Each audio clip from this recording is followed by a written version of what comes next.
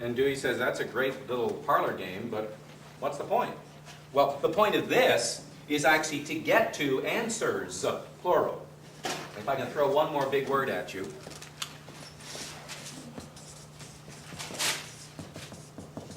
Dewey was a fallibilist. And in epistemology, the branch of philosophy that deals with knowledge, that means that I can claim to know something even though it may not be universally true. My scientist friends may say to me that if I jumped off the top of this building, I would fall at a rate of 32 feet per second squared. True. Except, as a fallibilist for Dewey, he'd have to say, yeah, it's true, and I can know it now. I can know it at time one. But who's to say in 1,000 years, or tomorrow, or 1,000,000 years, that rate doesn't change somewhat? You can claim to know and it not be universally true. Well, that changes the whole threshold for knowledge then, right? And so there's more opportunity for knowing as a result of this process of inquiry than the higher standards that come about with the whole brain in the vat sort of arguments, or whether all unmarried men are bachelors, or because they're trying to get to the absolute truth and then work backward. Well, that's a Cartesian project. That's not a Deweyan project. The Deweyan project is to take this theoretical stuff and then actually put it in classroom interaction. And that's what we do here. As best we can, every Wednesday, Thursday, or Monday, or as best we can, right? As most we can, as best we can. The teacher's role in that theory practice Yeah. process, what is that? Well, ideally, small I ideally, it would be to understand the theory so well that it would be that the practice would be more easily identified. By the teacher? Yes. And the teacher introduces or Can, encourages or can, opens up? Can be all of those. So what I'm saying to you is that there isn't one 17-step procedure to enact this. And that's the frustrating part for some of our teacher friends. There isn't, I can't go to the math book and go to the end of the chapter and turn it upside down in the mirror. Do they still do that? They did when I was in school. You get the answers in the back of the book. Anyway, that was my little joke. But the point is that yes, the teacher has to know this, but ultimately the student should be knowing this too. And let me underscore this one point with regard to fallibilist epistemology. It has really less to do with knowledge and more to do with knowing. And the difference in that terminology is really key for understanding Dewey. It's not about the achievement of the artifact called the fact or the bit of knowledge. It's about the knowing. It's about the engaged inquiry that doesn't end. Ultimate reality exists at the end of infinite inquiry. So get over yourselves and get to inquiring, because that's when you're really going to make meaning of your life and of the life around you. Yes, ma'am? So how does testing work?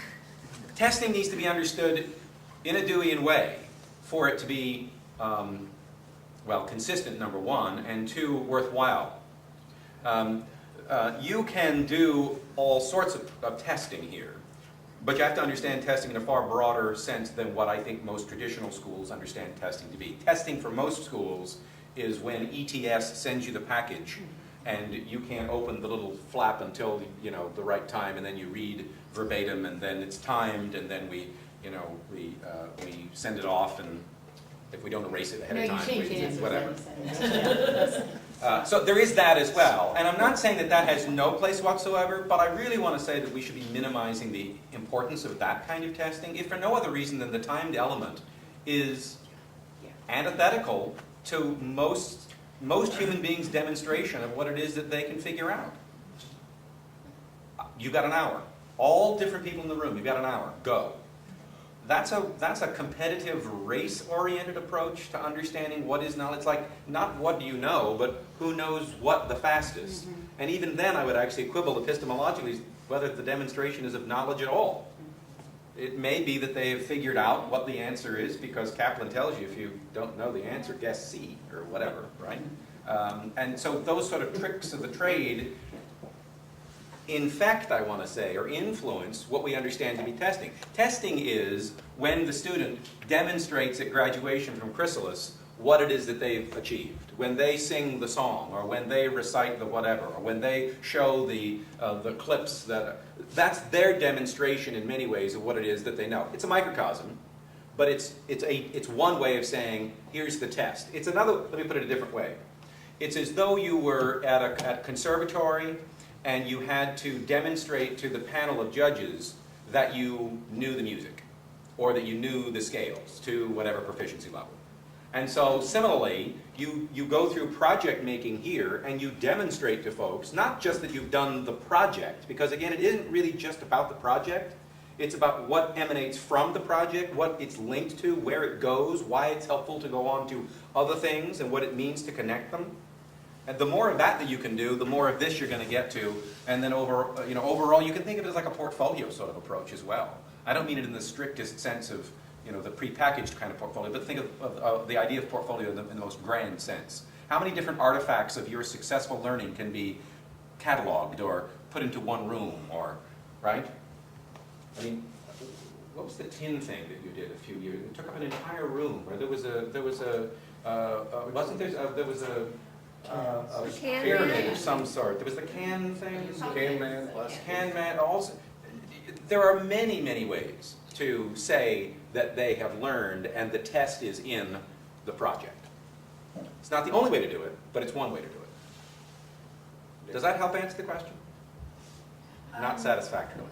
Actually, everything you said, I guess I already knew.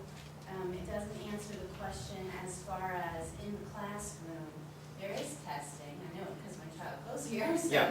there is regular testing. Right. I guess I would need to know more of what is the Dewian idea of how you, on a daily basis, assess and on a weekly basis assess. And do you know what I mean?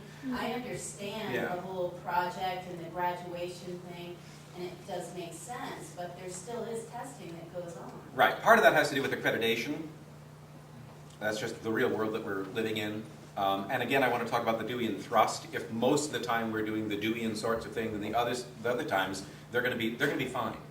They're going to get through that sort of thing fine, because they're going to understand what the purpose of it is, and they're going to be able to, by the way, I would argue that they're going to be able to do better on those sorts of tests because they've got these different sorts of experiences. They can make more sense of what's being asked on the test anyway. Not wholly, not 100%, but more often than not, formed by those sorts of experiences.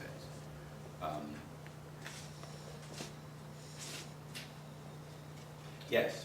Recently went to a job fair and saw a former employee of Chrysalis. So this is to the teachers and the parents as well. I thought it was a great conversation. He came up to me, very happy to see him. Had a couple of really great years here, but decided to go into public school after leaving us. And never taught before. He was a science person, came in with these ideals, and very intelligent and very college level courses, stuff like that. And he came to me and he goes, really miss being there. I said, why? He goes, I got to teach there. He goes, I got to teach, the kids learned, I was passionate about it, and they were passionate because I was passionate. I get none of that. So as all this stuff's going on in the heads of the teachers and even the parents, it goes on. And you're here, and all the teachers are striving to be better at what they do and incorporate as much of this. We do have the different SACS accreditation things we have. There is testing and stuff. Sure. But overall, I thought it was the biggest compliment. He goes, I got to teach, and that's what I get privileged to do. I do get to teach. I do get to see the lights go off in my head. I do get the question. A long time ago, even in art history, there's so much to know about art history. They ask the most beautiful questions, and I have to say, I don't know. Let's go find it together. And that's it's the best response a teacher could give if they actually mean it, right? Yeah. I don't know is not something to whisper, it's something to proclaim. I don't know the answer to that question. Brilliant. I never thought of it like that. That way. I know about it, but I don't know your particular answer. So, Right. And that, please find the answer. Let's go find Yeah. it together. Yeah. Is what's really makes my job and the love of teaching so great. Yeah, and look, my role is to remind us of this theoretical philosophical grounding. The beauty of Dewey as a pragmatist